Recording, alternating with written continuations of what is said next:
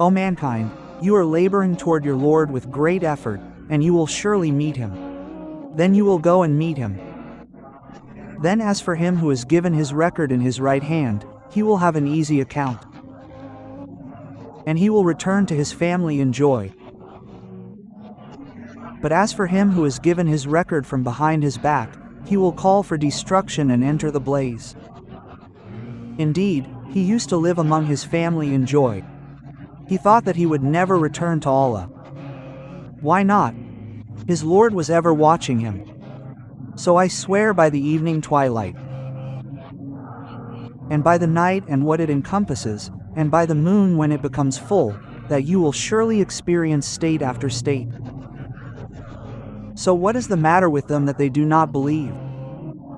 And when the Quran is recited to them, they do not prostrate, but those who disbelieve deny it.